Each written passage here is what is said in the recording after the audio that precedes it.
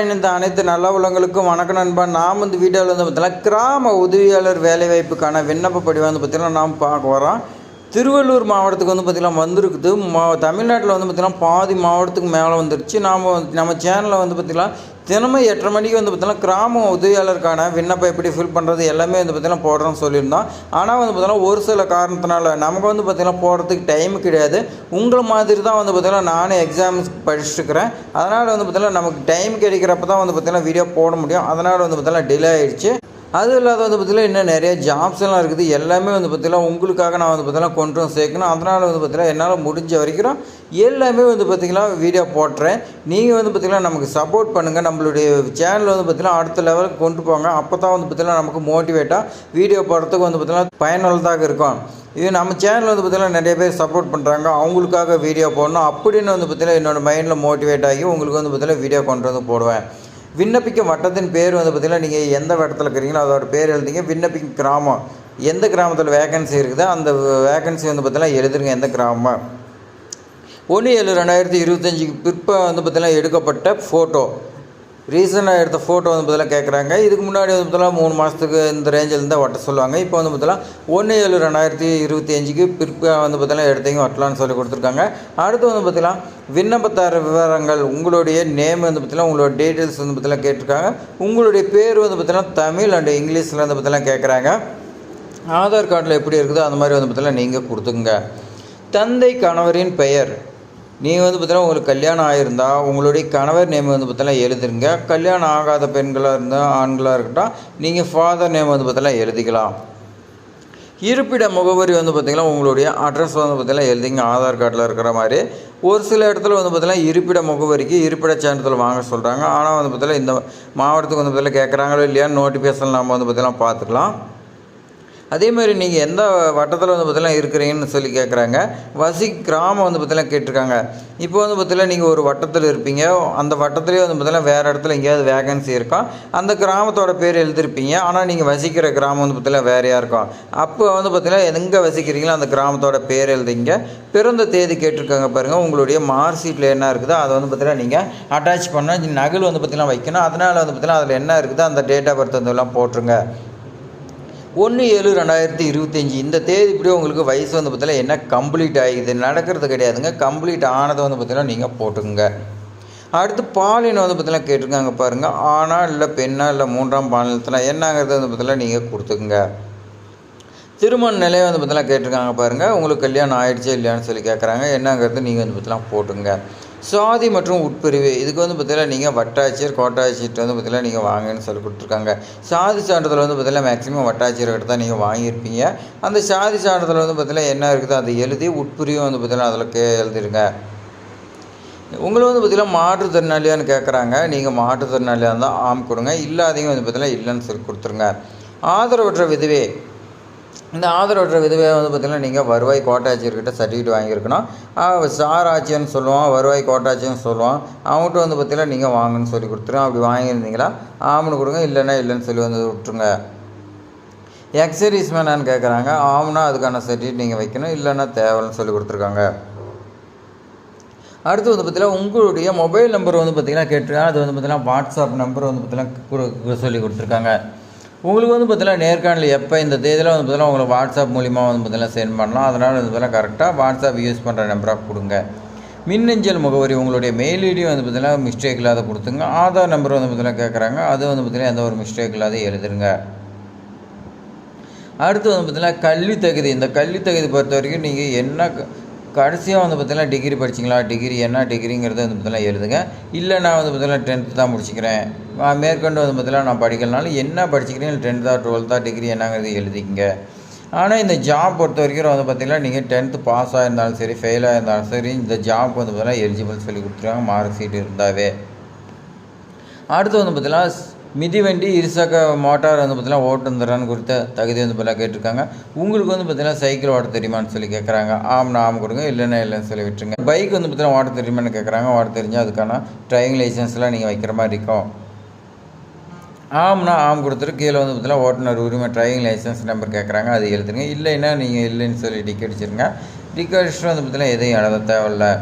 அதே மாதிரி லைசன்ஸ் வந்து பார்த்தீங்கன்னா எப்போ வந்து பார்த்தீங்கன்னா உரிமை செல்லுபடி ஆகும் காலம் வந்து பார்த்தீங்கன்னா கேட்டிருக்காங்க. வேலிடிட்டி வந்து பார்த்தீங்கன்னா நீங்கள் எடுத்துருங்க. அதே மாதிரி மேலே குறிப்பிட்ட எல்லா விவரங்களும் சரி, எந்த ஒரு தப்பு இல்லை அப்படி ஏதாவது இருந்துச்சுன்னா எம்எல் நடவடிக்கை எடுக்கலாம். நீங்கள் வந்து பார்த்தீங்கன்னா கையெழுத்து வந்து பார்த்தீங்கன்னா ரைட் சைடில் போட சொல்லி கொடுத்துருக்காங்க. லெஃப்ட் சைடில் 4 இடம் வந்து பார்த்தீங்கன்னா போட்டுங்க. அடுத்து வந்து பார்த்தீங்கன்னா நீங்கள் யாருக்கு அனுப்பணும்? பெறுநர் வந்து பார்த்தீங்கன்னா வருவாய் வட்டாட்சியர், உங்களுடைய தாசில்தாருக்கு நீங்கள் அனுப்பணும்னு சொல்லி கொடுத்துருக்காங்க. எந்த வட்டமாக எழுதிட்டு திருவள்ளூர் மாவட்டம் அந்த வட்டத்துக்கு நீங்கள் வந்து பார்த்தீங்கன்னா சென்ட் பண்ணுங்கள். விண்ணப்பத்தோடு நீங்கள் என்னென்ன வச்சு அனுப்பணும்னா இடைநிலை பள்ளி இறுதி வகுப்பு, அதாவது 10ஆம் வகுப்பு மதிப்பெண் சான்றிதழ் வைக்கணும்னு சொல்லி கொடுத்துருக்காங்க. இருப்பிடச் சான்றிதழ் நகல், அதுக்கு வந்து பார்த்திங்கன்னா நீங்கள் வட்டாட்சியர்கிட்ட வாங்கன்னு சொல்லி கொடுத்துருக்காங்க. நான் ஏற்கனவே சொன்ன மாதிரி வந்து பார்த்திங்கன்னா ஒரு சில மாவட்டத்துக்கு வந்து பார்த்திங்கன்னா ரேஷன் கார்டு ஆதார் கார்டு எடுத்துக்கிறாங்க. ஆனால் இந்த மாவட்டத்துக்கு வந்து பார்த்திங்கன்னா இருப்பிடச் சான்றிதழ் கண்டிப்பாக வாங்கன்னு சொல்லி கொடுத்துருக்காங்க. வீடியோ பார்த்த உடனே நீங்கள் வந்து பார்த்திங்கன்னா போய் அப்ளை பண்ணி வாங்கிடுங்க. அடுத்து சாதி சான்றிதழ், அடுத்து வந்து பார்த்திங்கன்னா ஆதார் அட்டை நகல் வந்து பார்த்திங்கன்னா கேட்டிருக்காங்க. ஓட்டு ஐடி கேட்டிருக்காங்க. அதே மாதிரி வந்து பார்த்திங்கன்னா ஓட்டுநர் உரிமம், அதே மாதிரி எக்ஸ்பீரியன்ஸ் ஏதாவது இருந்துச்சுன்னா அதுவும் கேட்குறாங்க. உங்களுக்கு வந்து பார்த்திங்கன்னா முன்னுரிமை இருந்துச்சுன்னா அதுக்கான முன்னுரிமை சான்றிதழ் வந்து பார்த்திங்கன்னா கேட்டிருக்காங்க. ரேஷன் கார்டும் கேட்டிருக்காங்க. நீங்கள் 3ஆம் பாலினத்தினரா, அதுக்கான 3ஆம் பாலினத்தினா அதுக்கான சர்டிஃபிகேட் வந்து பார்த்திங்கன்னா நலவாரியத்துன்னு இருக்குது, அதில் வாங்கிக்கிறேன்னு சொல்லி கொடுத்துருக்காங்க. 25x10 அளவில் வந்து பார்த்தீங்கன்னா அஞ்சல் உரையில் நீங்கள் வந்து பார்த்தீங்கன்னா 25 ரூபா ஸ்டாம்ப் ஓட்டி அனுப்பணும்னு சொல்லி கொடுத்துருக்காங்க. இந்த ஸ்டாம்ப் வந்து பார்த்தீங்கன்னா எப்படி ஓட்டுறது, எப்படி அனுப்புறது நிறைய பேருக்கு தெரியாமல் இருக்குது. அதெல்லாம் வந்து பார்த்தீங்கன்னா நான் இன்னொரு வீடியோவில் விரிவாக வந்து பார்த்தீங்கன்னா சொல்கிறேன். அடுத்து கீழே வந்து பார்த்தீங்கன்னா சைன் பண்ணிடுங்க. விண்ணப்பத்தாருங்க ஐயப்பங்க அங்கே சைன் பண்ணிவிட்டு நீங்கள் வந்து பார்த்தீங்கன்னா அனுப்பிட்டு அவங்க வந்து பார்த்தீங்கன்னா உங்களுக்கு ரிப்ளை வந்து பார்த்தீங்கன்னா ஒப்புகை சீட்டு வந்து பார்த்தீங்கன்னா கொடுப்பாங்க. அவங்க வந்து பார்த்தீங்கன்னா சீல் போட்டு அவங்க கையெழுத்து போட்டு வந்து பார்த்திங்கன்னா உங்களுக்கு ரிட்டன் வந்து பார்த்திங்கன்னா அனுப்புவாங்க. அதே மாதிரி வந்து பார்த்தீங்கன்னா நீங்கள் தமிழ் வழி படிச்சிருந்தீங்களா அதுக்கான முன்னுரிமை சான்றிதழ் வந்து பார்த்தீங்கன்னா வைக்கணும்னு சொல்லி கொடுத்துருக்காங்க. இது வந்து பார்த்தீங்கன்னா நீங்கள் பிரிண்ட் எடுத்துக்கோங்க. பிரிண்ட் எடுத்து உங்களுடைய நீங்கள் என்ன படிச்சிங்களோ அங்கே வந்து பார்த்தீங்கன்னா போய் சைன் வாங்க. அப்போ தான் வந்து பார்த்தீங்கன்னா உங்களுக்கு முன்னுரிமை கொடுப்பாங்க. இது 2 நிதி வந்து பார்த்தீங்கன்னா இணைப்பு 1 2 வந்து பார்த்தீங்கன்னா கொடுத்துருக்காங்க. இப்போ வந்து பார்த்தீங்கன்னா எப்படி விண்ணப்பிக்கிறதுன்னு உங்களுக்கு வந்து பார்த்தீங்கன்னா கிளியராக புரிஞ்சிருக்குன்னு நினைக்கிறேன். புரியாதீங்க ஏதாவது டவுட்னா கமெண்டில் பண்ணுங்கள். வாங்க அப்படி பேசணும்னு பார்க்கலாம். திருவள்ளூர் வருவாய்த்துறையில் வந்து பார்த்தீங்கன்னா உங்களுக்கு 151 வேகன்சி வந்து பார்த்தீங்கன்னா கிராம உதவியாளர் பணியிடங்கள் வந்து பார்த்தீங்கன்னா இருக்குது. இப்போதே வந்து பார்த்தீங்கன்னா விண்ணப்பிக்கலாம். அதுக்கான அப்ளிகேஷன் ஃபார்ம் எல்லாமே விட்டாங்கன்னு வந்து பார்த்தீங்கன்னா சொல்லி கொடுத்துருக்காங்க. உங்களுக்கு வந்து பார்த்திங்கன்னா தாலுகா வாரியாக வந்து பார்த்திங்கன்னா கொடுத்துருக்காங்க. ஆவடி தாலுகாவில் 4 வேகன்சி, கும்மிடிப்பூண்டில் வந்து பார்த்திங்கன்னா 22 வேகன்சியும், பள்ளிப்பேட்டை தாலுகாவில் வந்து பார்த்திங்கன்னா 4 வேகன்சியும், பொன்னேரி தாலுகாவில் வந்து பார்த்திங்கன்னா உங்களுக்கு 30 வேகன்சி இருக்கிறதா சொல்லி கொடுத்துருக்காங்க. பூந்தமல்லியில் வந்து பார்த்திங்கன்னா உங்களுக்கு 21 வேகன்சி இருக்கிறதா சொல்லி கொடுத்துருக்காங்க. ஆர்கேபேட்டையில் வந்து பார்த்திங்கன்னா ஆர்கேபேட்டை தாலுகாவில் 10 வேகன்சி இருக்குது. திருத்தணி தாலுகாவில் வந்து பார்த்திங்கன்னா 11 வேகன்சி இருக்குதுன்னு சொல்லி கொடுத்துருக்காங்க. திருவள்ளூர் தாலுகாவில் வந்து பார்த்திங்கன்னா 18 வேகன்சி இருக்குது. ஊத்துக்கோட்டை தாலுகாவில் வந்து பார்த்திங்கன்னா 31 வேகன்சி இருக்குதுன்னு சொல்லி கொடுத்துருக்காங்க. மொத்தம் வந்து பார்த்திங்கன்னா 151 வேகன்சி இருக்குது.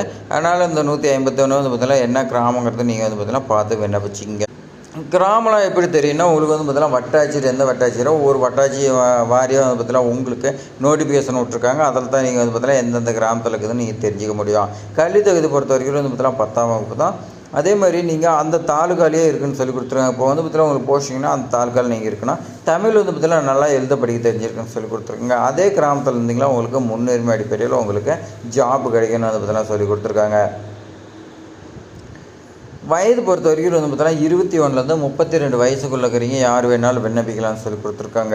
அதே மாதிரி BC, MBC, SC, SCA, ST இவங்களாம் வந்து பார்த்தீங்கன்னா 21லேருந்து 37 வரைக்கும் வந்து பார்த்தீங்கன்னா கொடுத்துருக்காங்க.